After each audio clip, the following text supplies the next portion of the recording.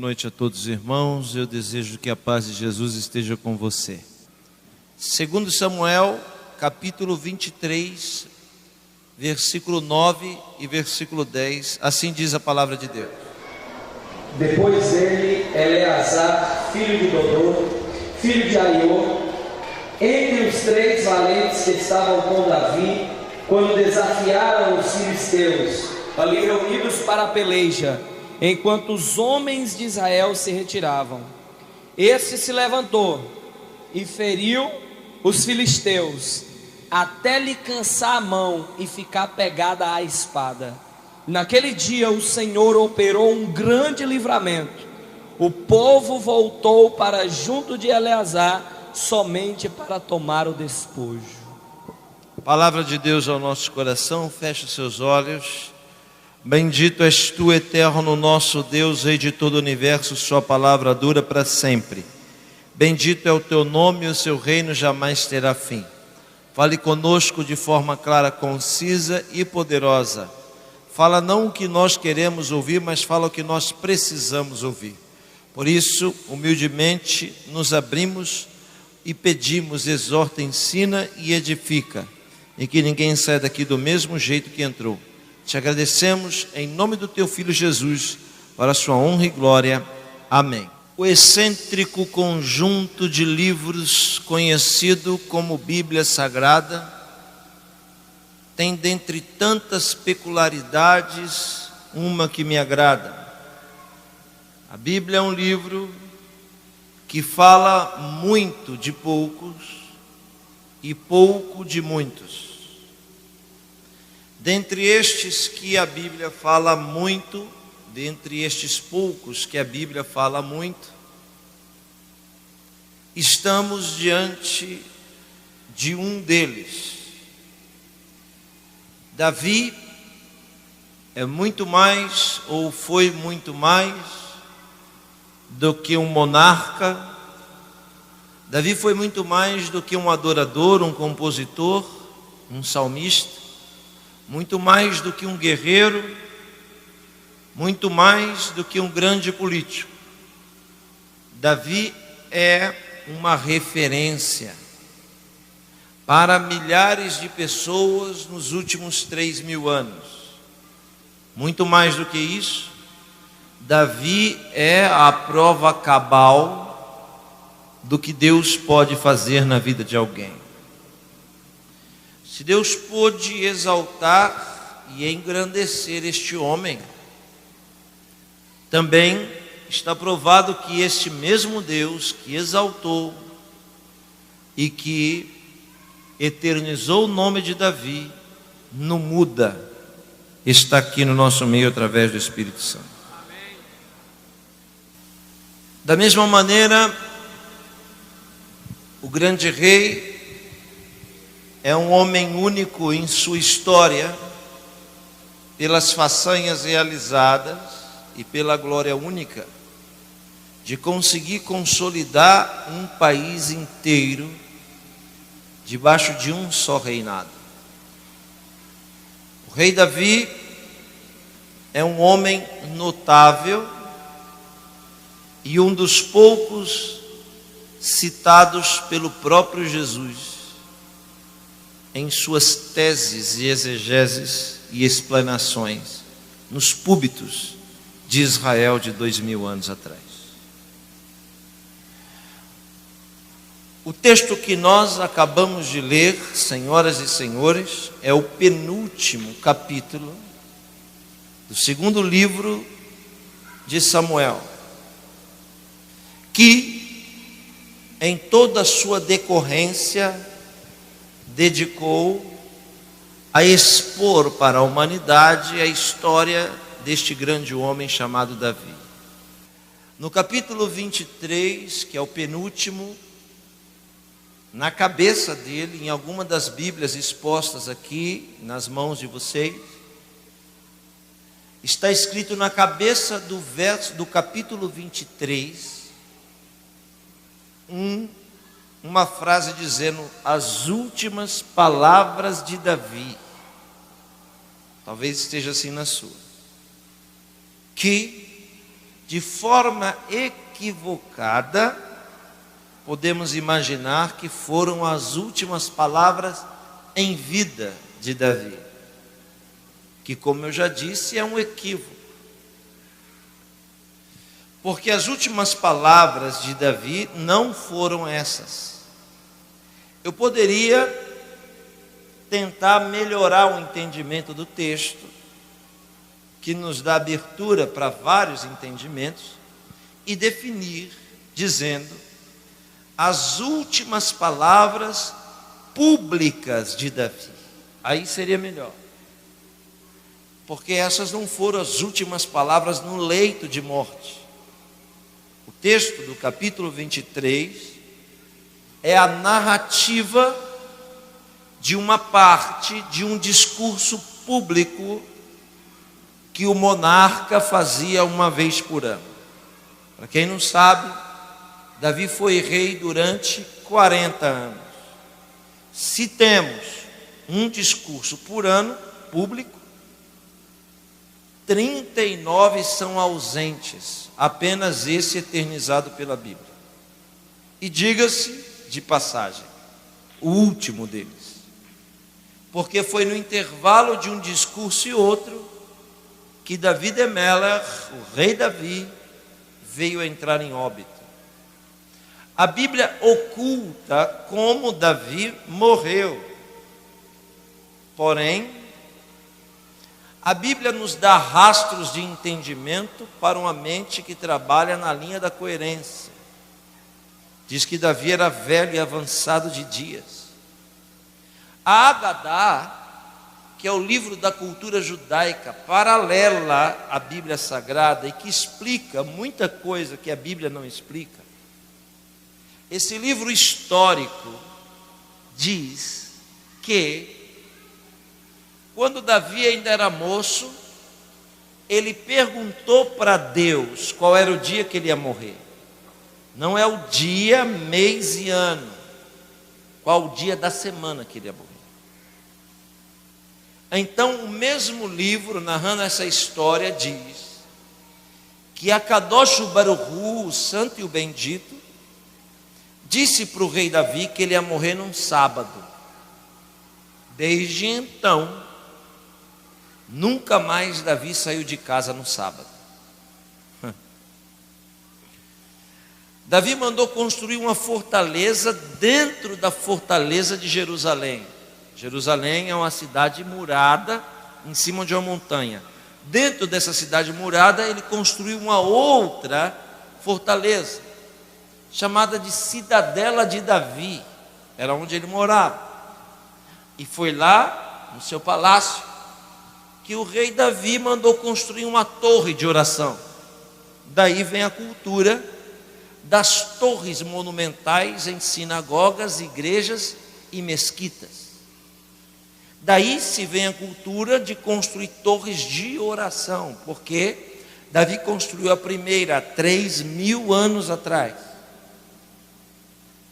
Como Davi se reclusava todos os sábados, 18 horas de sexta até 18 de sábado, então Davi quase zerava a possibilidade de morte. Para quem não sabe, a morte é um anjo único, não são vários, é um. Por isso que a Bíblia chama de no singular, anjo da morte, com uma capacidade peculiar e única. O anjo da morte é quase onipresente, porque traga a alma aqui e na China quase ao mesmo tempo. Os historiadores dizem que foram 5 segundos que o anjo da morte tragou a vida de todos os primogênitos de um país inteiro chamado Egito. Em 5 segundos, varreu e matou todos os primogênitos do Egito. É muita rapidez, muita velocidade. Porém, quando alguém morre, não sendo salvo, Jesus diz que demônios vêm buscar a alma dessa pessoa. É Jesus que diz. Em contrapartida, se alguém que vai morrer é salvo, quem vem buscar a alma dele são anjos de Deus. Eu vou tirar a palavra do plural e vou colocá-la no singular. Quando um salvo morre, um anjo de Deus vem buscar a sua alma. Que anjo é esse? O anjo que Deus coloca na nossa vida desde o dia que a gente nasce. E não é equívoco, não é erro você acreditar em anjo da guarda. Erro é você adorar anjo da guarda. Erro é você cultuar anjo da guarda. Erro é acender vela para anjo da guarda e saber como é o nome dele. Mas nós, quando nascemos com uma missão, Deus coloca um anjo para nos acompanhar e nos ajudar a cumprir essa missão. Aleluia. A prova disso é que, é forte que eu vou dizer a partir de agora, um anjo acompanhava Elias onde ele ia e soprava no ouvido dele o que ele tinha que fazer. Uma vez Elias pediu para Deus a morte debaixo de um zimbro, e o anjo dele o tocou e disse: levanta e come, porque longa será a sua jornada. Assim como Jacó também tinha um anjo que cooperava para o propósito de Deus se cumprir na vida dele. O anjo aparece no capítulo 28 do Gênesis, subindo e descendo a escada. É o mesmo anjo que vai aparecer 28 anos depois, no val de Jaboque. Esse anjo toca a coxa de Jacó e muda o nome dele para Israel. A prova de que existe anjos que nos acompanham é que depois de ser tentado no deserto, um anjo de Deus veio e serviu Jesus. E o mesmo anjo aparece 3 anos depois no Getsêmani, quando Jesus está agonizando. Olhe para mim.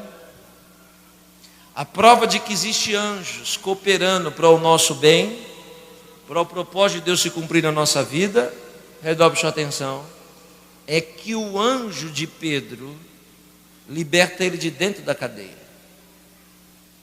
E Pedro corre na casa onde os apóstolos estão orando, bate na porta, alguém abre a janelinha e vê Pedro, fecha, corre e avisa aos apóstolos: Pedro está aí. E a resposta apostólica é uma: não é Pedro, é o seu anjo. Portanto, quem nos livra do acidente, quem nos livra do assalto, quem nos livra da morte, quem nos livra da cilada, não é Jesus, porque Jesus está agora à destra de Deus. Não é o Espírito Santo, porque o papel dele é consolar, exortar e fazer o homem ser convencido do juízo e do pecado. Então quem nos livrou foram anjos de Deus que acampam ao redor daqueles que o temem para os guardar e o livrar. Isso não lhe dá o direito de ser adorado. Como Davi morre, o anjo de Davi tem que anteceder a morte para levar a alma de Davi para Deus.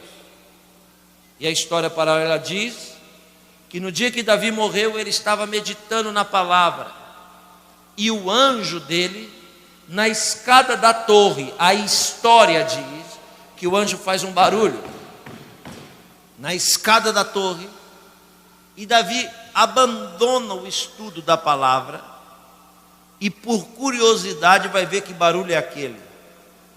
Quando Davi chega na beirada da escada, o anjo de Davi encosta, e com a idade avançada Davi toma uma queda e morre da queda na escadaria. Tá bom, pastor, e o que isso quer dizer? Isso quer dizer o seguinte: se você quiser viver muito, deixa de ser curioso. O que isso quer dizer, pastor Yosef? Isso quer dizer que você não pode parar de fazer o que lhe dá segurança para curiar a vida alheia. Deus não te chamou para ir em busca do barulho dos outros.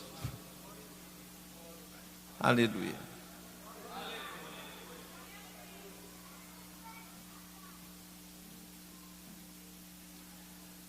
O texto ímpar que nós acabamos de ler é o último discurso público de Davi, muito parecido com os discursos que os presidentes fazem hoje na televisão no final do ano. Só que esse, diante de todos os seus súditos, o rei faz uma leitura pública de agradecimento. Olhe para cá, ele está no fim da vida. E agora, o último discurso de Davi é tomado na narrativa de nomes. 37 nomes aparecem no último discurso de Davi, descrito em 2 Samuel capítulo 23. 37. São 37 nomes que Davi chama de valentes, ou seja, são 37 soldados, 37 guerreiros que são honrados diante da nação e citado seu nome diante do povo. Olhe para cá, 37 soldados. Alguém me pergunta, Davi só tem 37 soldados? Eu vou lhe dizer, não. Neste dia, Davi possuía um contingente militar de 200.000 soldados. Mas como pode alguém que tem 200.000 guerreiros ser citando o nome apenas de 37? Se ele tem 200.000, se ele fosse citar o nome de 10%, ele ia ter que citar 20.000 nomes. Se ele citasse 1%, ele ia ter que citar 2.000 nomes. Se ele citasse 0,5%, ia ter que citar 1.000 nomes. Se Davi citasse 0,25%, ia ter que dar 500 nomes. Mas Davi dá 37 nomes. A fração é 0,0000, são 5 zeros e 25. Ou seja, 200.000 soldados, só 37 são honrados. Cadê o nome dos outros 200.000? São anônimos. Os outros 200.000 são anônimos, não tem nome. E quando a Bíblia não dá nome para alguém, quando a Bíblia chama de moço, menino, o guerreiro, o varão, a varoa, a mulher, a mula, o corvo, é porque essas pessoas anônimas apenas cooperaram para que o propósito de Deus fosse cumprido. Elas não têm reconhecimento no mundo espiritual. No livro de Atos dos Apóstolos, um homem foi expulsar um demônio. Quando ele foi expulsar o demônio, ele disse para o demônio: sai em nome de Jesus. O demônio não saiu. Sai em nome de Paulo. O demônio não saiu. Sai em nome de Pedro. Não saiu. Sabe o que o demônio disse para o homem? Jesus eu sei quem é, Paulo também, Pedro também, mas você eu não sei quem é não. A Bíblia diz que o demônio deu uma surra naquele homem. Por quê? Porque o mundo espiritual não conhecia ele. Em contrapartida, a Bíblia diz que Deus mandou um anjo vir entregar uma revelação para Daniel. O anjo não passou. Deus mandou outro mais forte. Quando ele passou pelos demônios, sabe o que o anjo grande fez? Se prostrou diante de Daniel e disse: é muito amado de Deus, é reconhecido nos céus, todos sabem quem é você. Porque tem gente na terra que é conhecido pelos homens e desconhecido por Deus. Mas tem gente na terra que ninguém sabe quem é, mas todos os anjos sabem muito bem quem ele é, porque ele tem moral. Esses 200 mil anônimos não têm o que os 37 têm. O que os 37 têm?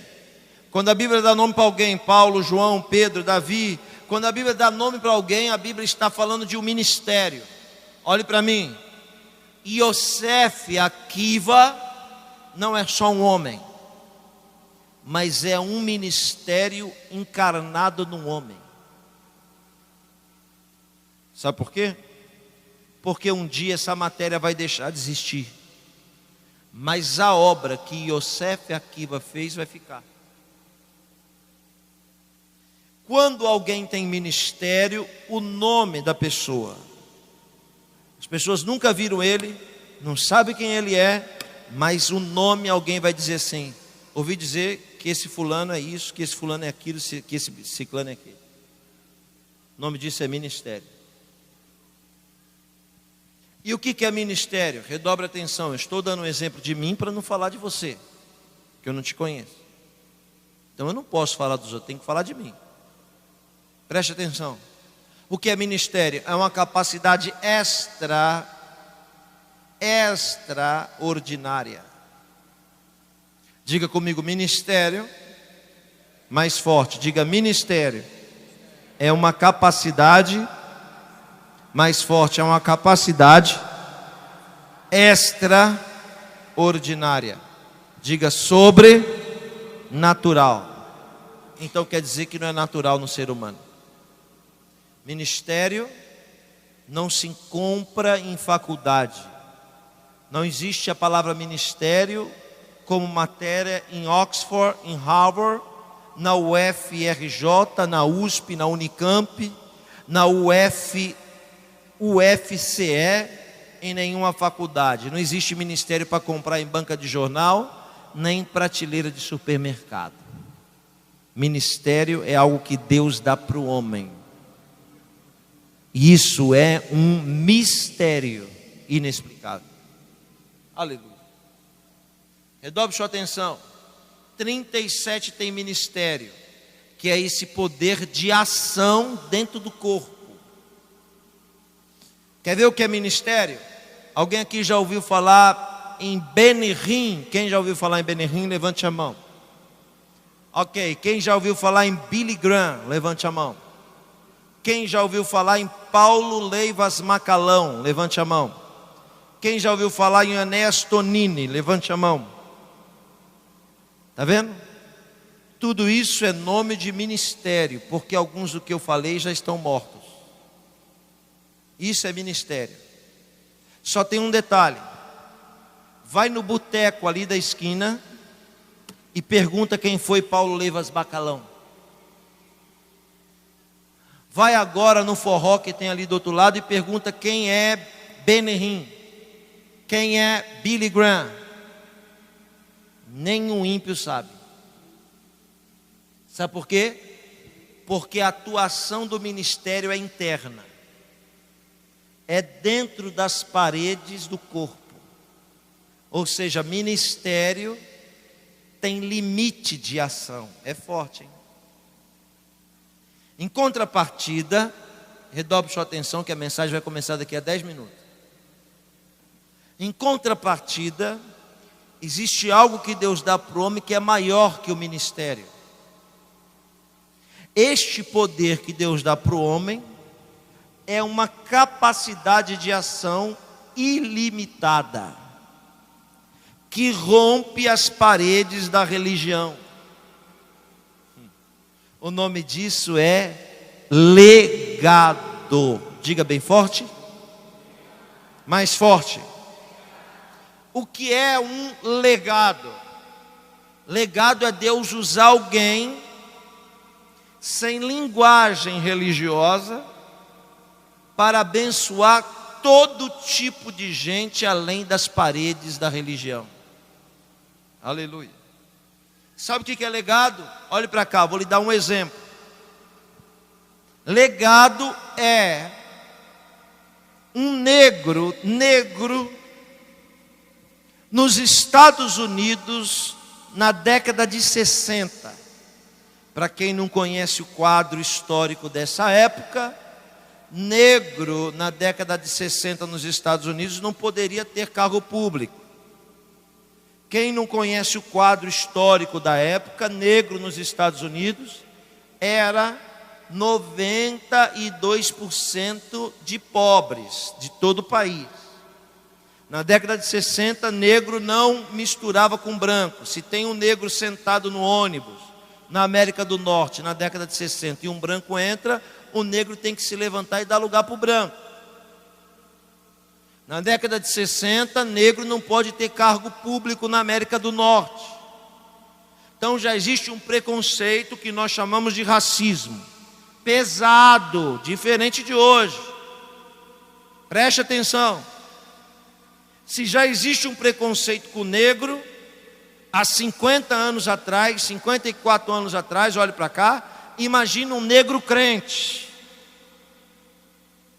Sabe o que é legado? Legado é um negro crente,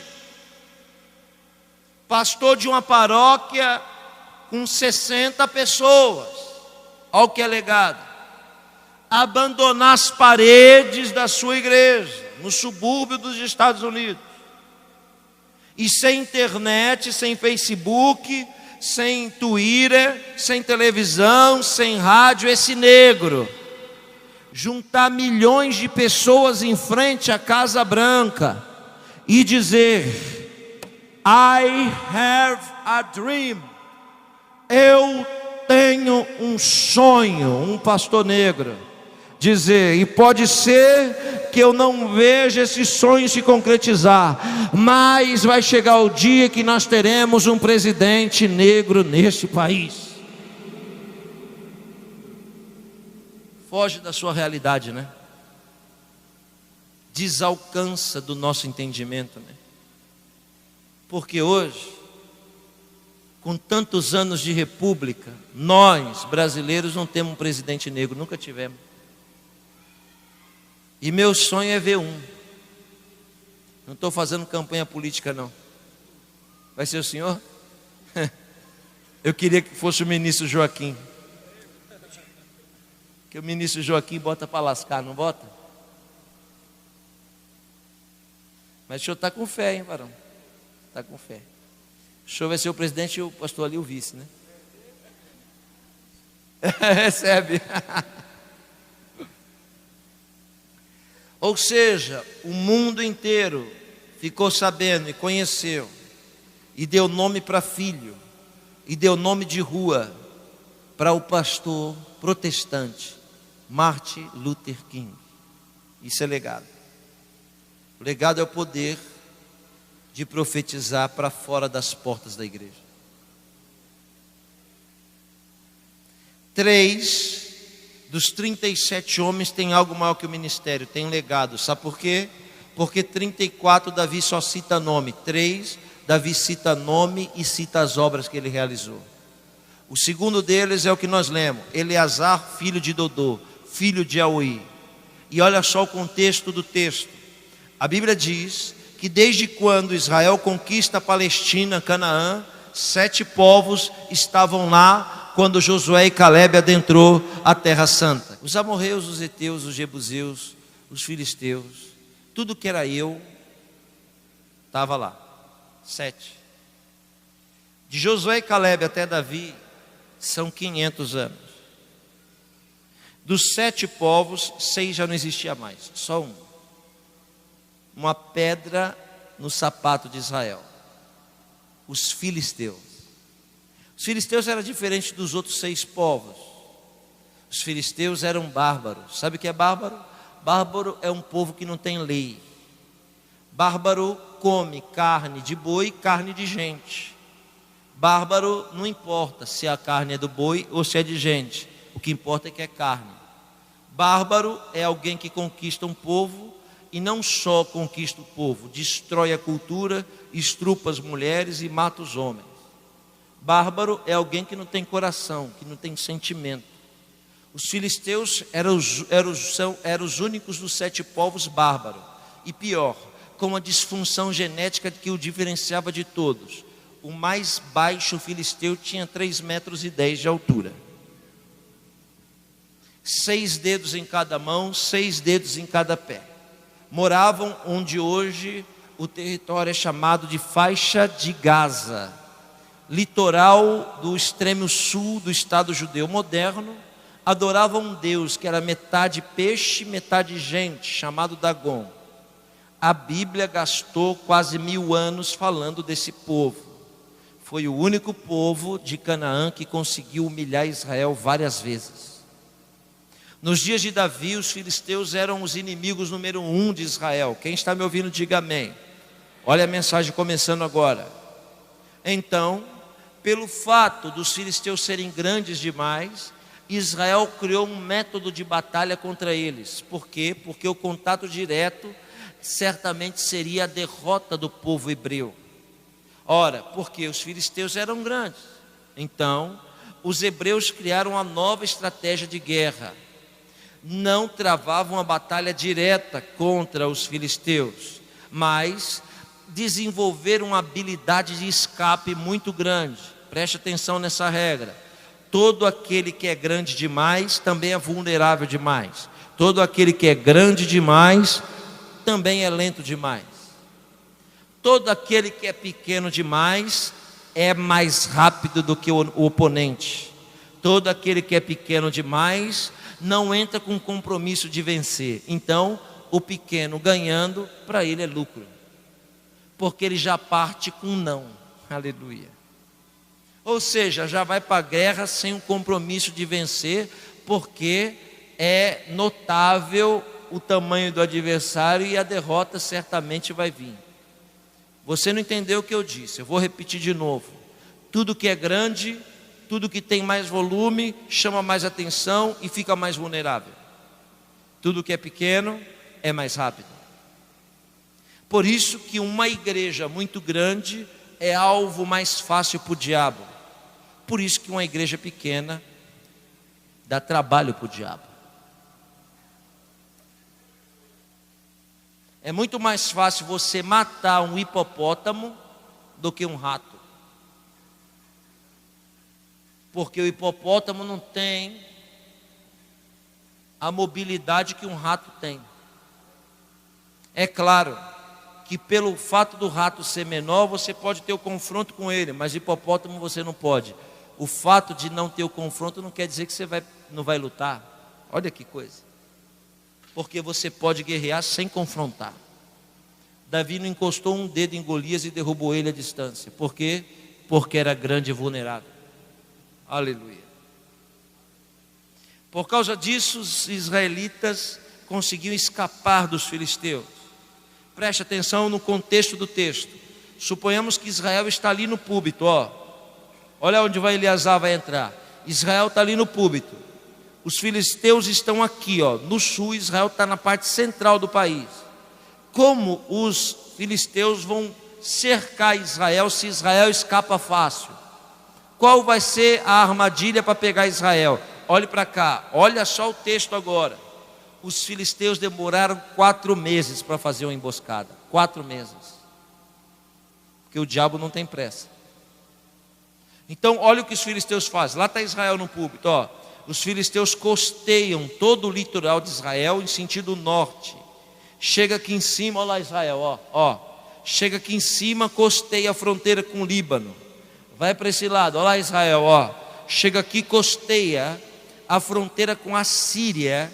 E quem estava de frente agora está por trás. A ideia dos filisteus na emboscada é pegar Israel de surpresa. O que os filisteus não sabiam é que o Deus de Israel não dorme nem tosqueneja.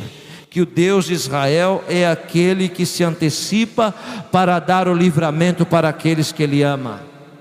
Aleluia.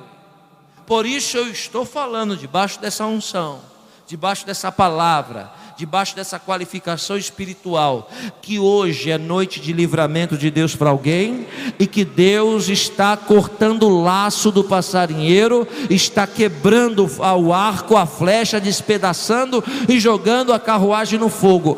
Hoje começa uma fase de livramento para alguém aqui no nosso meio. Por isso, quando os filisteus cercam e dá o grito de guerra, guerra, 200 mil soldados de Israel fugiram.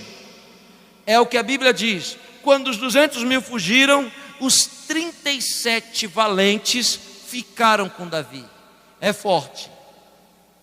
Quando os filisteus abafaram e cercaram, e ficou só os 37, preste atenção, 200 mil foge. Os filisteus não perdem tempo para correr atrás de covarde. Crente que foge da peleja, já está derrotado por si mesmo.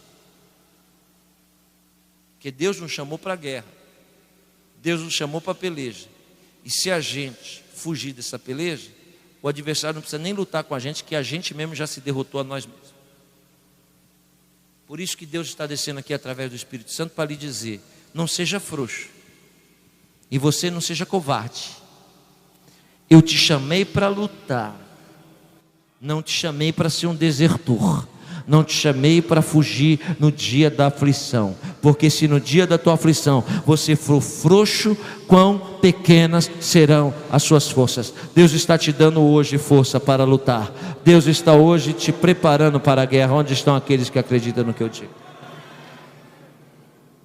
Quando os filisteus deram o grito, 200 mil bateram, eles não correram atrás dos 200 mil. Por quê? Porque os filisteus sabem que se eles pegarem um rei, não precisa lutar. Pegou o rei, matou o rei, prendeu o rei, logo todo exército, todo súdito tem que se render a ele. Por isso que eles cercaram Davi. Olhe para cá. E aí é que está a garantia que você não sabe. Essa peleja que você está vivendo, essa luta que você está passando, a vitória já é garantida. Por quê? Porque não tem como o seu adversário matar o seu rei, porque o seu rei está vivo, ressuscitou ao terceiro dia e está à destra de Deus. Então a peleja já está ganha por você. Por isso que agora eu entendo quando o texto diz que em Cristo nós somos mais do que vencedores, que já vencemos porque o nosso rei venceu. Quando os filisteus cercam Davi, Davi fica com 37 homens. Olhe para cá. Os filisteus aos milhares olham e só vê 37 homens. Mas o que os filisteus não sabem é que cada homem daquele vale 1000 daqueles que fugiram. Aí eles olham e dizem: são só 37. Eles que pensam que são só 37. Porque não são só 37, são 37 mil. Levante a sua mão e recebe, porque o Espírito Santo está começando a vir. Deus está te chamando aqui para lhe dar coragem, para lhe dar a força de 1000 homens, é isso. Hoje Deus está te chamando para lhe dar a unção de 1000. Você vai ter a capacidade de 1000. Olhe. Quando os filisteus acamparam, que viram os 37 e Davi no meio, olhe para cá. Os 37 faz cordão de força, bota Davi no meio. Os filisteus olham e dizem: vai ser fácil matar Davi agora. Olhe para cá. Só que quando os filisteus fazem o cerco, os 37 dão um grito de guerra por Israel, pelo rei, em nome de Deus, até a morte. 4 frases os filisteus ouviram de 37 homens: por Israel, pelo rei, em nome de Deus, até a morte. Lá na minha terra em São Paulo diz: não arregaram. É assim que fala? Aqui também? Não pegaram o beco. Não pegaram beco. Essa é boa. Não fugiram. Olhe para mim. Não pegaram o beco. Diga para quem está ao seu lado: não vai pegar o beco.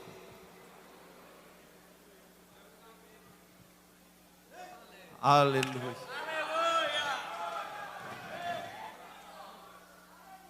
Alguém me entende? Diga amém.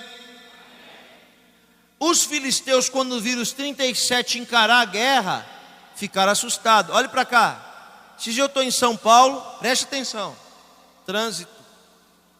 Aí eu parei no farol, do meu lado assim parou um outro carro também no farol, e eu olhei e imaginei o tamanho do homem, porque ele estava envergado no volante, enorme, tá? Eu olhei logo para a orelha do bicho, era dessa grossura a orelha.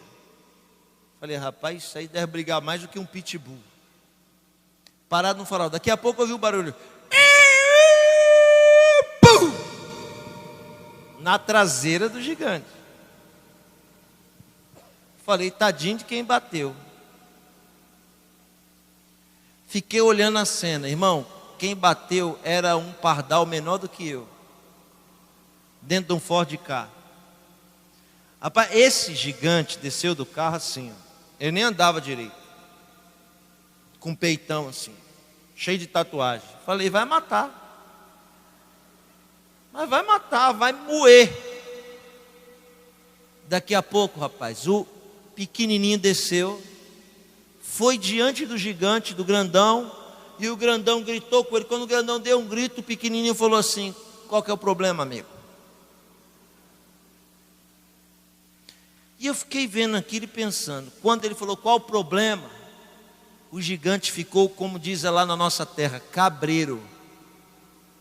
Falou, aí tem, porque qualquer um fugiria, né? E ele me encarou porque tem algo muito grande com ele. Sabe o que aconteceu?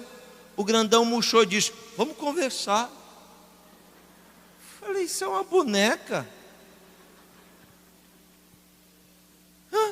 Vamos conversar. Por quê? Porque o pequeno não fugiu.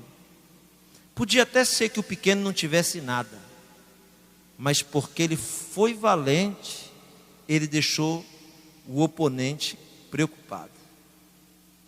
É o que acontece com os filisteus. Quando cerca, os 37 diz, e daí, qual o problema? É para lutar? Vamos lutar. Você não está entendendo o que eu estou dizendo.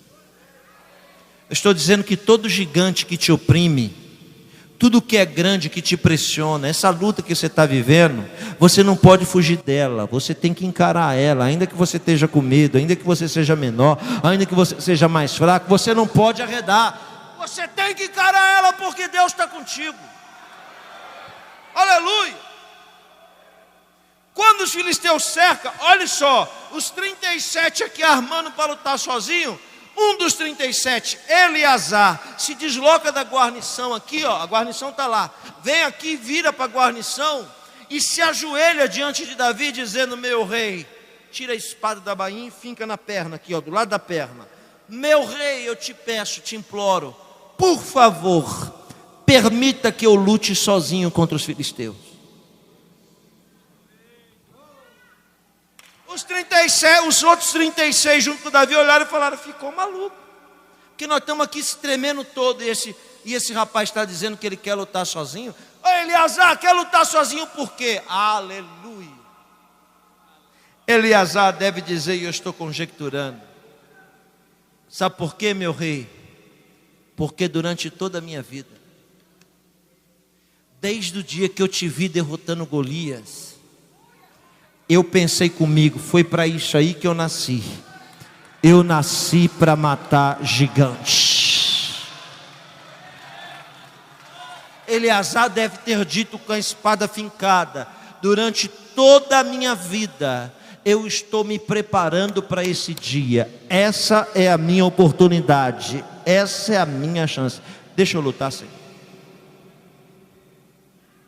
Sabe o que isso quer dizer? Isso quer dizer que Deus não trabalha com crente despreparado. Quer me matar? É alguém pegar o microfone e dizer assim, oi irmão, parceiro, oi irmão, eu quero dizer para os irmãos que eu não sei cantar, mas vou cantar um hino aqui para Jesus. Não sabe cantar, então não canta.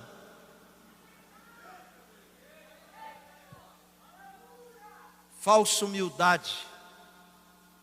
O outro vai, eu não sei pregar, mas eu vou pregar aqui. Não sabe pregar, não prega. Porque não é porque é para Deus tem que ser feito de qualquer jeito, para Deus tem que ser feito melhor. Deus só trabalha com pessoa preparada. Ouça o que eu vou dizer. Deus gasta 10 vezes mais tempo para preparar do que para realizar. Porque para realizar é rápido, o que demora é para preparar. Sabe a prova disso? Lucas capítulo 1, verso 80. E o menino crescia e se fortalecia, vivendo no deserto, até o dia em que havia de se manifestar Israel. Está falando de João Batista, que ficou sendo preparado 30 anos no deserto. 30 anos no deserto para 3 anos de ministério. Porque Deus gasta 10 vezes mais tempo para preparar do que para fazer. Se Deus ainda não fez na sua vida o que Ele disse que vai fazer, é porque você ainda não está preparado. Porque na hora que você estiver preparado, ninguém vai segurar Deus de fazer aquilo que Ele tem que fazer na sua vida. Aleluia. Esses dias eu cheguei num lugar, alguém falou assim para mim: pastor, me responde uma coisa. Eu não sei responder tudo, mas eu disse: pode falar. Ele disse: eu sou crente há 20 anos. Disse: que bênção. Então, mas só que tem um detalhe, pastor. Ouça o que eu vou dizer. Eu sou crente há 20 anos e meu carro é um Voyage 92. Eu disse: quer que eu explique o quê? Não é isso não. Quero que o senhor me explique uma coisa. O meu vizinho lá no condomínio é ímpio, é malfeitor, é trapaceiro, é adúltero, é beberrão, é cachaceiro, é macumbeiro. E esse ímpio, o senhor acredita que o diabo deu para ele um Camaro? Amarelo ainda. Aí eu olhei para ele e disse: quem deu? Ele disse: o diabo. Eu disse: alto lá. Ninguém pode dar o que não tem. E o diabo não tem nem a chave da casa dele, quanto mais o Camaro para dar para alguém. O diabo só tem o que a gente dá para ele quando a gente passa ali e diz: aquilo ali é do diabo. Ele diz: obrigado, eu estava precisando. O diabo não tem nada, irmão. Tudo neste mundo pertence a Deus.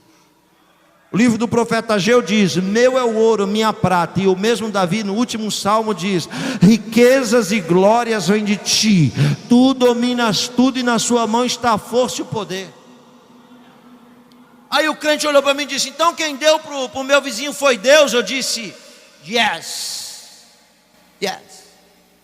Aí ele ficou revoltado, disse: então Deus é injusto, porque eu sou crente e estou de Voyage, e o ímpio está de Camaro. Eu disse: alto lá, irmão. Você sabe por que Deus deu para o ímpio e não deu para você? Agora segura, tá? Porque Deus prefere pôr a riqueza na mão do ímpio do que pôr na mão de um crente despreparado.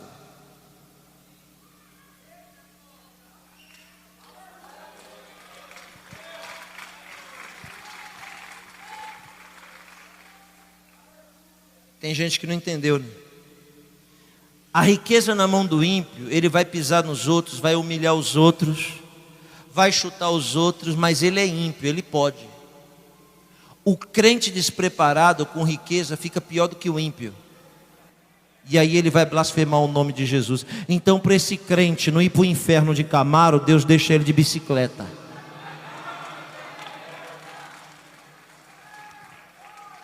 Se você ainda não recebeu o que Deus falou que vai te dar, é porque você está despreparado. Deus não trabalha com crente despreparado. Olhe para quem está perto de você e diga: então vamos começar a se preparar. Eu nunca vi Deus usar gente despreparada.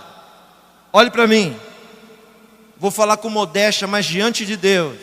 Fábio sabe disso. 1º de maio de 2009. O maior congresso de missões do mundo. Eu tinha só na minha frente aqui, 40 mil crentes de pé. Eu tinha nos telões na rua 150 mil crentes para me ouvir pregar. Eu tinha no púlpito, que é pior, 980 pastores. E tinha mais 2 milhões na internet me esperando pegar no microfone. Eu estou sentado aqui onde está o missionário. Tem um outro aqui e tem um outro pregador aqui. Aí esse daqui falou com esse daqui: ouvi dizer que o judeu aí prega, hein? Aí esse daqui disse para ele: prega em igreja. Isso aqui não é igreja não. Isso aqui é Copa do Mundo. A pressão que é pegar o microfone, e é verdade, tá? Naquele púlpito ali, ele falou: não é para qualquer um não. O cara esquece até a data de nascimento. Vou te falar, os 5 primeiros minutos lá, o coração bate aqui, tal. Bate aqui, ou você respira fundo e vai com calma, ou acabou, tá? É um carro em alta velocidade. Aí esse daqui disse assim: quer ver como ele vai afrouxar? Segura ele 40 minutos, para você ver que ele vai até desmaiar aí no público. Só que eu estou aqui assim, ó.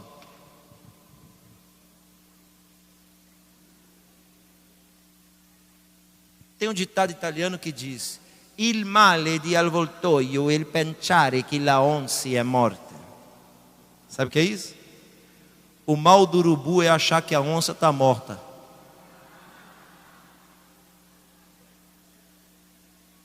E onça, quando quer dar o bote, não pode fazer barulho nenhum, tem que fazer cara de besta assim, ó. Assim era eu. E eles não sabiam que naquele dia ele poderia segurar o microfone 2 horas. A mensagem que eu ia pregar, eu estava molando há 6 anos.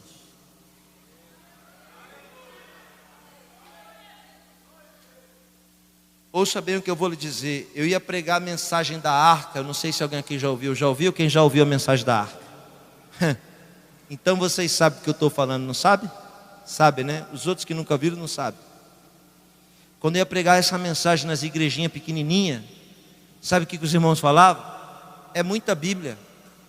Isso daí é comida para girafa. Ninguém entendeu nada.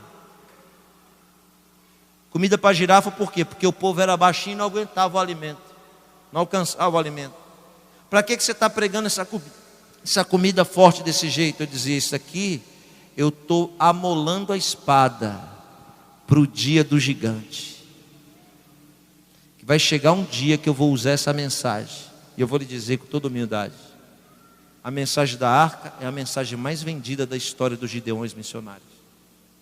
Eu poderia nunca mais pregar, mas se um filho meu virasse e dissesse assim: o meu pai chama Yosef, todo mundo ia dizer: aquele da arca? E eu vou recomendar para alguém aqui, para não achar que eu estou me exaltando. Tem um DVD lá atrás, você vai lá, adquire, e depois você manda um e-mail para mim, tá bom? Que não é fácil, é indigesto. Eleazar olha para Davi e diz: eu estou amolando essa espada faz anos, esperando essa oportunidade. E eu vou lhe dizer, ouça bem o que eu vou lhe dizer: não dá para matar filisteu com canivete. Não dá para matar filisteu com punhal. Filisteu se mata com espada longa, com espada grande, com espada comprida e bem amolada. Aí você fica com esse canivetezinho aí dizendo: eu vou matar filisteu, todo enferrujado, todo torto, e está achando que o diabo tem medo de canivete. O diabo só respeita lâmina amolada, aleluia, aquela que corta com vontade. Quando você vê o pregador batendo no povo, quando você vê o pregador rodando, é porque a lâmina não está cortando. Pregador bom tem que amolar a lâmina. E se a lâmina estiver amolada, alguém aqui faz barba, pelo jeito todos os irmãos aqui faz barba, só quem não faz sou eu. Mas os irmãos aí que faz barba, faz o teste com Presto Barba com a gilete novinha, para você ver. Com a lâmina nova, pode cortar e você não sente que cortou. Faz com a lâmina velha cega para você ver. É só colocar, você já sente que está puxando. Mas se a lâmina é novinha, ela pode rasgar o seu rosto que você não sente. Por quê? Porque a lâmina está amolada. Isso aqui tem que estar amolado. Isso aqui só dá para usar amolado. Está entendendo, irmão? Deus está descendo aqui através do Espírito Santo para lhe dizer: hoje eu vou lhe dar uma chance de amolar essa espada. Vai amolar essa espada, porque eu te chamei para matar filisteu. Davi está assustado, e Eleazar puxa a espada e diz: deixa eu lutar sozinho. Davi diz: então vai, moço, quer morrer, vai. E você imagina a cena que Eleazar vem com a espada em punho assim, diante dos filisteus, sozinho, desse tamanho, 1,70 m de altura. E os filisteus olham e dizem: olha que passarinho aquele ali, que pardal é aquele. Os filisteus chamam logo o aspirante: aspira, mata logo esse daqui você. Quando o primeiro filisteu vem, que Eleazar vai para o embate, olhe bem o que eu vou dizer: a agilidade, a rapidez e a habilidade com a espada é tão grande, que Eleazar corta o filisteu, ele não sente. Os filisteus só dá conta quando fica tonto, que olha, as tripas já estão caindo. Deve ter esse tipo de Eleazar aqui no Nordeste, não tem não? Bom de faca, bom de lâmina, deve ter, não tem? Eu estou achando que aqui mesmo nesse culto deve ter alguns. Não tem não? Claro que tem, irmão. Deus te chamou para matar gigante. O negócio que Deus tem com você é só coisa grande. Deus não te chamou para coisa pequena e medíocre. Deus te chamou para coisa grande.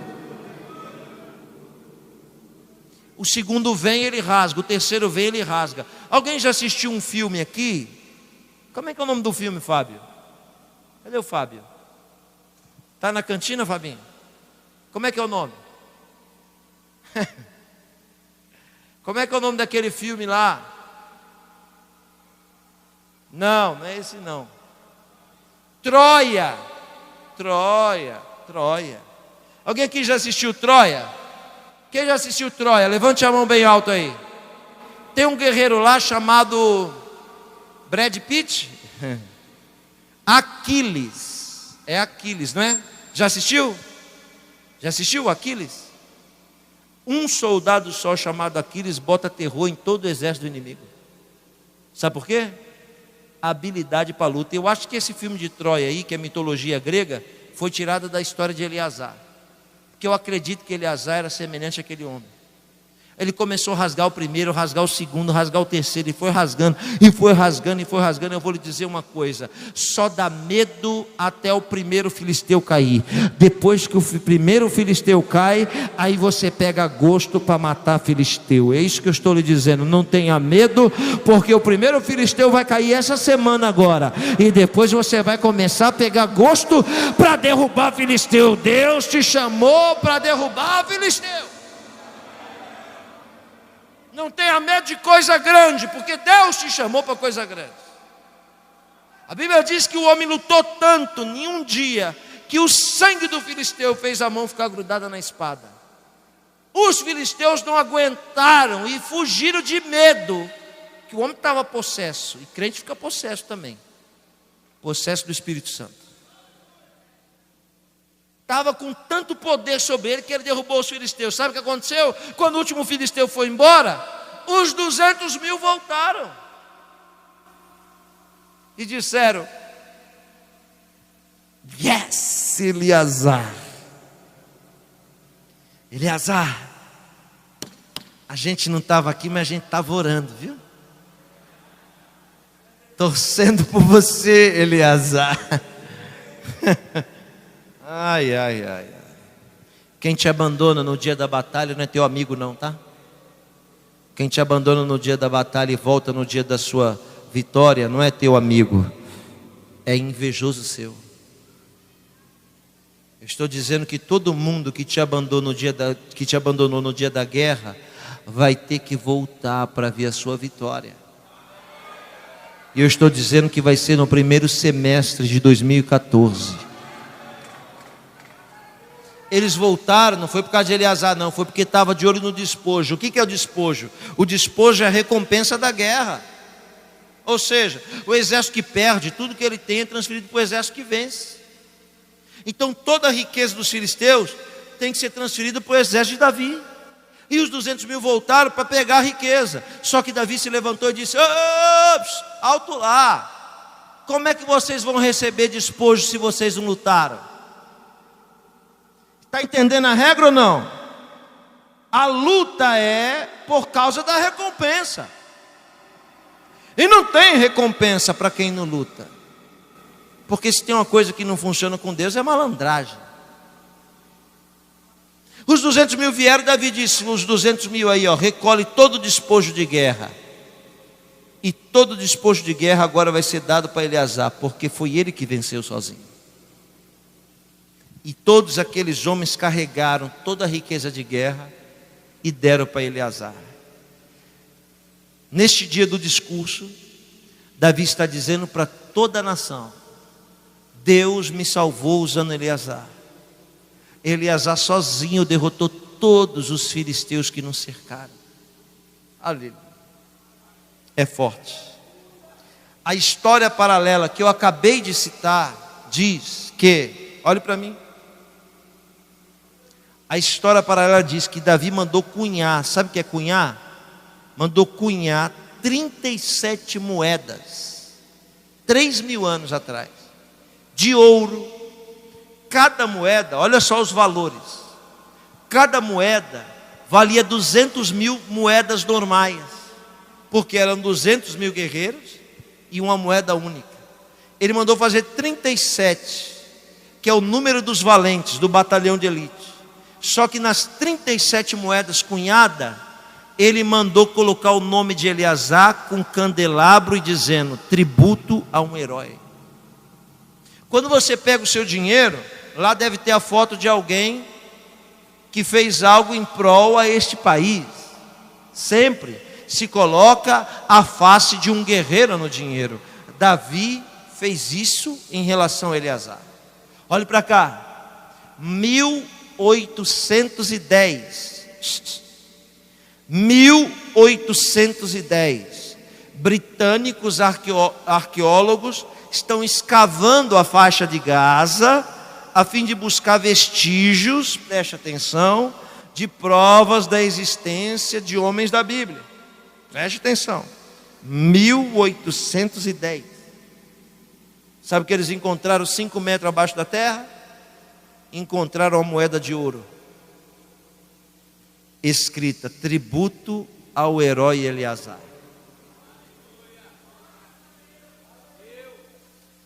E a moeda está no museu em Tel Aviv, e eu fui lá e fotografei ela de vários ângulos. A moeda existe, e ela é um memorial, aleluia, que eternizou o nome de Eleazar e confirmou que ele é um herói. Deus te trouxe aqui hoje para você escrever uma história. Fique de pé.